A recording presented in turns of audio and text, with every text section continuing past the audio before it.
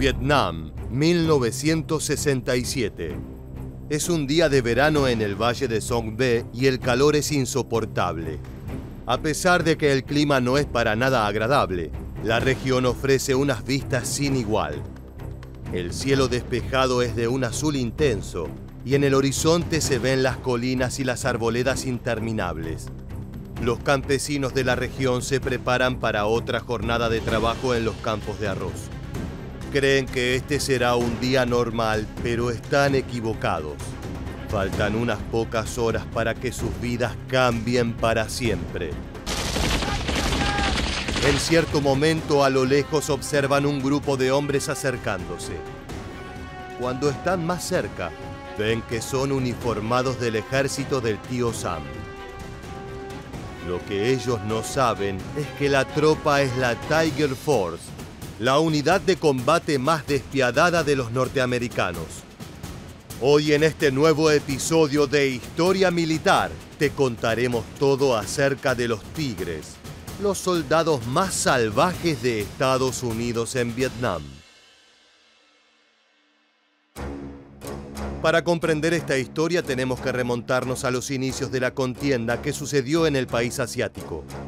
La Tiger Force fue creada en noviembre de 1965 por iniciativa del mayor David Hackworth, un veterano de la Segunda Guerra Mundial y la Guerra de Corea. Para este oficial era necesario que el ejército de Estados Unidos contara con un grupo de soldados que imitara las tácticas de combate del Vietcong, los guerrilleros comunistas. Ellos se ocultaban en la jungla aguardando el momento indicado para abalanzarse sobre las tropas norteamericanas, justo cuando menos se lo esperaban.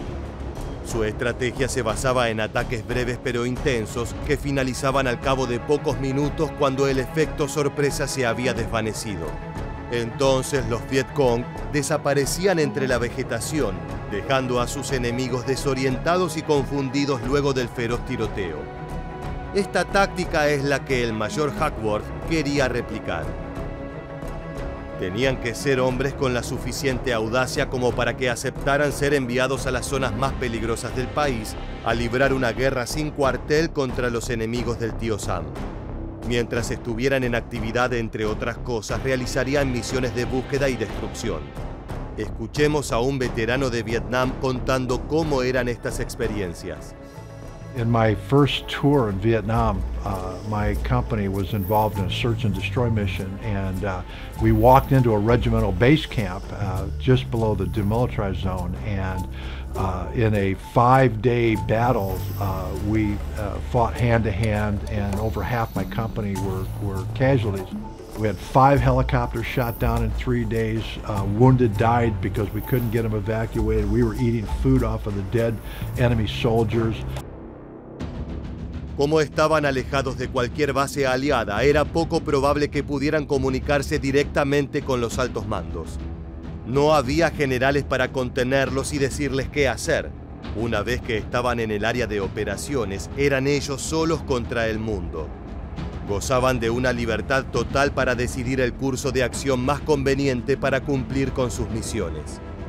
Esto terminaba siendo un arma de doble filo, ya que la ausencia de controles fue uno de los motivos por los que cometieron delitos aberrantes. Los crímenes de los Tigres comenzaron en el verano de 1967, cuando estaban en una misión de patrullaje en el valle de Song Be. Aunque en apariencia era una región tranquila habitada por agricultores, los informes de inteligencia norteamericana señalaban que el Vietcong la utilizaba como guarida. La Tiger Force debía dirigirse hacia allí, expulsar a los civiles que vivían en el lugar y enviarlos a un campamento de refugiados. Una vez que el sitio estuviera vacío, tenían que inspeccionarlo de arriba a abajo en busca de guerrilleros. Los altos mandos estadounidenses decretaron que el valle era una zona de fuego libre, lo que en la práctica significaba que los Tigres podían disparar a discreción. Por supuesto, no podían desatar una masacre, pero no había nadie para vigilar que cumplieran con las reglas de conducta militar. Los norteamericanos debían asegurarle un buen trato a los Vietcong que se rindieran. Eso es lo que podemos ver en el siguiente registro audiovisual, donde un estadounidense le pide a un niño vietnamita que traduzca sus palabras y les ofrezca una capitulación honorable a unos guerrilleros ocultos en la montaña. Tell him to call the VC, and the VC can come in. We treat them number one too.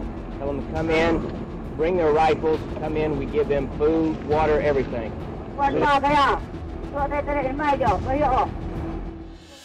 En el camino hacia Song Ve, los tigres se encontraron con toda clase de obstáculos.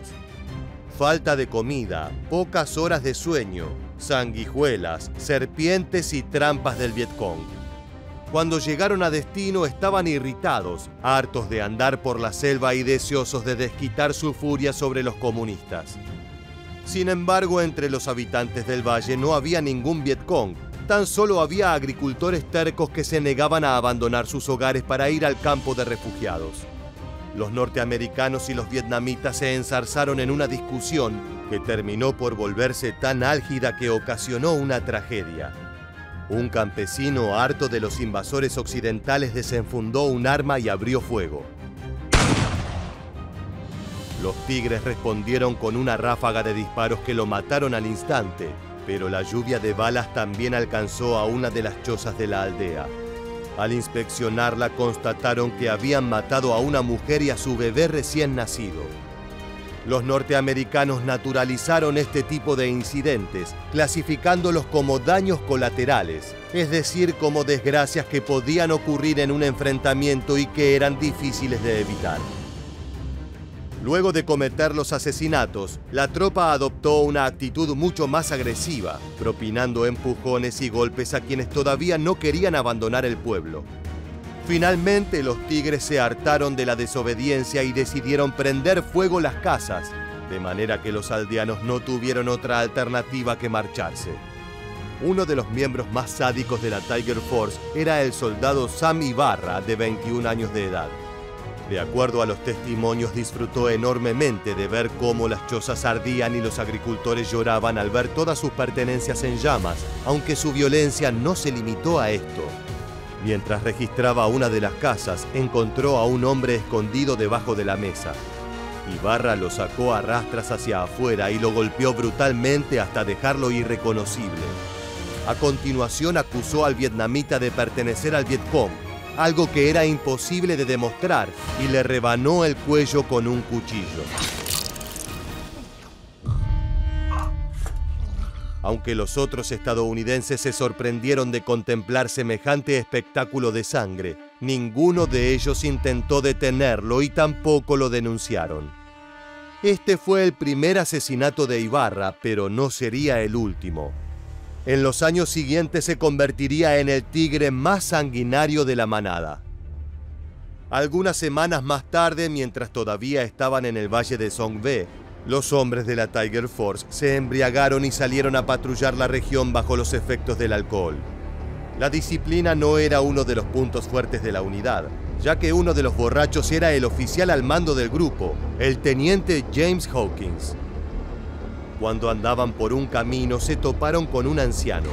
Sin motivo aparente comenzaron a golpearlo con las culatas de los rifles, dejándolo tendido en el suelo en medio de un charco de sangre. Unos pocos soldados detuvieron a los agresores, alegando que no era correcto maltratar a los civiles y que su deber era proteger a los inocentes. Cansado de que su tropa discutiera, Hawkins tomó su rifle y abrió fuego sobre el anciano agonizante, dando por zanjado el debate. Al día siguiente, el teniente hizo algo similar, fusilando a dos mujeres vietnamitas que se le acercaron para preguntarle algo. Uno de sus hombres, furioso por la facilidad con la que el oficial mataba a personas inocentes, le preguntó por qué se comportaba así. La respuesta fue tan escueta como escalofriante. Todo lo que ves en este valle nos pertenece. Para el comandante de los Tigres, su accionar estaba justificado ya que las autoridades norteamericanas habían declarado que Song Ve era una zona de fuego libre. Con el correr de los meses, casi todos los integrantes de la Tiger Force se involucraron en robos, violaciones y asesinatos. Cada vez que inspeccionaban una aldea, terminaban causando estragos y dejando tierra arrasada. Era extraño que un tigre jamás le hubiera disparado a un inocente, al punto tal que ejecutar clandestinamente a un prisionero se convirtió en una suerte de ritual de iniciación para la tropa. Solo cuando se mataba a un civil vietnamita por primera vez, un soldado era considerado un auténtico miembro de la unidad. Aquí podemos ver a un veterano de Vietnam hablando acerca de la sensación de arrebatar una vida. Fear to kill, okay. The thing for lust, okay, because you become highly sexed, okay, everything's full throttle. With adrenaline, okay, becomes a way of life, and it cannot go back to normal again, and so living on the edge. Una vez un sargento le ordenó a uno de los médicos de la unidad, Barry Bowman, que matara a un prisionero desarmado. La frase que utilizó fue la siguiente: «Vamos, ya es hora de que pierdas la virginidad». Bowman, cuya profesión consistía en salvar vidas y no en quitarlas, se negó, por lo que el sargento desenfundó una pistola y abatió al vietnamita por su propia cuenta. Este tipo de historias comenzaron a volverse cada vez más comunes, lo que da cuenta del rápido descenso a la locura de los tigres. En los momentos de descanso relataban entre risas sus crímenes más espantosos, alardeando del mal que habían ocasionado, aunque jamás admitían que las víctimas eran civiles, sino que las clasificaban como Vietcongs. Por supuesto, en la gran mayoría de los casos no tenían cómo saber si efectivamente eran guerrilleros. No obstante, para que sus conciencias estuvieran limpias de culpas, preferían suponer que eran enemigos. A veces estaba claro que se trataba de una excusa ridícula para exhibir su crueldad, como la ocasión en la que se toparon con dos ancianos ciegos. Los estadounidenses los acusaron de ser espías comunistas que estaban vigilando los caminos. A nadie se le ocurrió que aquello era una locura, puesto que se trataba de dos personas no videntes. Para los tigres no hacía falta reunir evidencias. Los ancianos fueron ejecutados en el acto. Otra vez, mientras estaban saqueando una aldea y maltratando a sus habitantes, un monje budista les dio un sermón y los maldijo.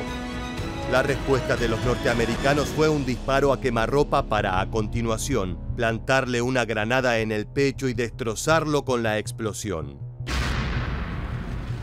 Sam Ibarra, a quien te mencionamos anteriormente, adoptó algunas costumbres escalofriantes que le dieron fama de monstruo. Al soldado le gustaba usar un collar de orejas humanas alrededor del cuello. Llegó al extremo de llevar consigo un tarro de vinagre en su bolso, en donde colocaba las orejas que arrancaba de los cadáveres de sus víctimas para evitar que se pudrieran. Aunque siempre fue un hombre violento, dicen que empeoró luego de la muerte de uno de sus camaradas de la Tiger Force, Kenneth Green. Se habían conocido de niños, atravesaron la adolescencia juntos y se alistaron al ejército al mismo tiempo. Ya de adultos, ambos ingresaron a la unidad de los Tigres y se convirtieron en una dupla inseparable. Su amistad terminó trágicamente el 29 de septiembre de 1967, cuando Green fue abatido de un disparo por un francotirador del Vietcong. Al perder a su compañero, Ibarra entró en un estado de locura del que ya no logró escapar. Desde entonces dedicó su vida a vengar a su camarada, atormentando a cuanto vietnamita se cruzara en su camino. Su comportamiento era tan errático que terminó por ser demasiado peligroso incluso para la Tiger Force. Por ejemplo, llegó al extremo de asesinar a un bebé vietnamita y amenazar de muerte a los tigres que lo habían visto. A principios de 1968, los oficiales de la unidad decidieron trasladarlo a una unidad de artillería para no tener que seguir lidiando con él.